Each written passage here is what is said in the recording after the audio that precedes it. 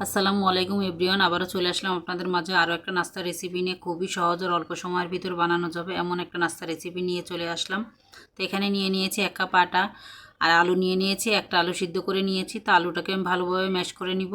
প্রায় 4 থেকে 5 মিনিটের মতো লেগেছে। আলুটাকে ভালোভাবে মিশিয়ে নিয়েছি, নিয়ে স্বাদ মতো লবণ, মরিচের গুঁড়া, ধনিয়ার গুঁড়া আধা চা চামচ করে দিয়েছি, হলুদের গুঁড়া আর এখানে দিয়ে দিব চাট মশলা, সবই আমি আধা চামচ করে দিয়েছি আর লবণটা স্বাদ মতো দিয়েছি।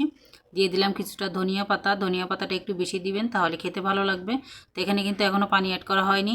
ধনিয়া পাতা দিয়ে ভালোভাবে মেখে নিতে হবে, যদি পানি লাগে পরে দেওয়া যাবে। তার ধনিয়া পাতা থেকে কিন্তু পানি বের হয়, তার জন্য সুন্দরভাবে ধনিয়া পাতাটা আগে মেখে নিতে হবে। তা আমি ঢেকে রেখে দিলাম কিছুক্ষণের জন্য। তা ঢেকে রেখে দিয়ে যে আবার আমি কিন্তু মেখে নিচ্ছি। তা আবারও কিন্তু ভালোভাবে মেখে নিয়েছি, মেখে নিয়ে একটু লম্বা করে নিচ্ছি। লম্বা করে নিয়ে 2টা লেচি বানিয়ে নিব। আর 2টা লেচি বানিয়ে নিয়ে আমি সুন্দরভাবে একটু দলা পেকে রেখে দিব আর কি। আর দলা পেকে রেখে দিলে ভালোভাবে সেট হয়ে যাবে আর রুটিটা বেলতেও খুব ভালো হবে তার জন্য। তাই যে সুন্দরভাবে দেখুন আমি যেভাবে দলা পেকে রেখে দিচ্ছি, টেনে টেনে নিয়ে সব এক জায়গা করে আমি রেখে দিলাম। 2টাই আমি এভাবে করে নিচ্ছি। আর এভাবে করে নিয়ে আরও কিছুক্ষণ যদি রেখে দেওয়া হয় তাহলে কিন্তু খুব ভালো হবে। তা আমি রেখে দিইনি, আমি এই যে আটা নিয়ে নিলাম, আমি কিছুটা শুকনো আটা নিয়ে পিঁড়িতে দিয়ে দিলাম। দিয়ে আমি এই যে 2 সাইডে লাগিয়ে আমি একটু মোটা করে রুটি বানিয়ে নিব। তা আমি এই যে সুন্দরভাবে বেলে নিচ্ছি। আর এই পর্যায়ে যদি কেউ লাইক না দিয়ে থাকেন অবশ্যই মনে করে একটা লাইক দিয়ে দিবেন। আর আমার ভিডিওর কোনো অংশ যদি ভালো লেগে থাকে চাইলে আমার চ্যানেলটা সাবস্ক্রাইব করে আমার পাশে থেকে যেতে পারেন। আমি স্বাতী, ঢাকা থেকে বলছি। এই যে রুটিটা কিন্তু আমার এই যে আমি বেলে নিচ্ছি, ঘুরিয়ে ফিরিয়ে কিন্তু বেলে নিলাম। আমি পুরোটাই কিন্তু বেলে নিয়েছি আর বড় করে একটা রুটি বানিয়ে নিয়েছি। আর ধনিয়া পাতাটা বেশি দেওয়ার কারণে কিন্তু দেখতেও সুন্দর লাগছে। কতটুকু মোটা করেছি সেটা দেখিয়ে দিলাম। তা আমি এই যে একটা বয়েমের মুখা নিয়ে নিয়েছি আর মুখাটা দিয়ে আমি ভালোভাবে গোল গোল করে কেটে নিচ্ছি। আর যদি কারোর ঘরে কুকি কাটার থাকে কুকি কাটার দিয়েও কেটে নিতে পারেন। তা আমি এটা দিয়ে করে নিচ্ছি সহজভাবে আর কি, সবার ঘরেই থাকে তার জন্য এটা দিয়ে দেখিয়ে দিলাম। তা আমি এই যে একটা একটা করে সুন্দরভাবে কেটে নিচ্ছি। তা যতটুকু বড় হয় ছোট বড় আপনাদের পছন্দ মতো আপনারা কেটে নিতে পারেন। তো এভাবে আমি এই যে 5টা করে নিয়েছি।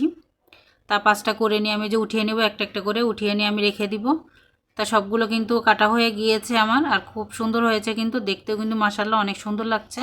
আর ভেজে খেলে তো খুব মজা হয়, এটা পিঠাও বলতে পারেন। আর মানে ঝাল পিঠা সেটাও আপনারা বলতে পারেন আর কি। তা ঝাল পিঠাও বলা যেতে পারে বা যাই বলেন, যেভাবে হোক, বা লুচিও বলা যেতে পারে। তা যে যে নামে বলে আর কি সে নামে ডাকতে পারেন। তা যাই হোক, এই যে আমি যেগুলো বেঁচে গিয়েছে এগুলো কিন্তু ফেলে দেবো না, এগুলো আবারও আমি বেলে নিয়ে নিব। তা লাস্ট যেটা ছিল সেটাও কিন্তু যে দেখিয়ে দিলাম বেলে। আর সবগুলো কিন্তু আমার বেলা হয়ে গিয়েছে। আর তেল গরম করে নিলাম, নিয়ে আমি যে একটা একটা করে দিয়ে দিচ্ছি। আর তেলটাকে ভালোভাবে গরম করে নিতে হবে, না হলে কিন্তু ফুলবে না। তা আমি যে উপর দিয়ে একটু নাড়িয়ে চেড়ে দিলাম, দেওয়ার পরে দেখুন মাশাআল্লাহ কত সুন্দর ফুলেছে। আর ফুললেও কিন্তু খেতে ভালো লাগবে, আর যদি না ফুলে তাও কিন্তু খেতে ভালো লাগবে, এতটা মজা হয়ে থাকে।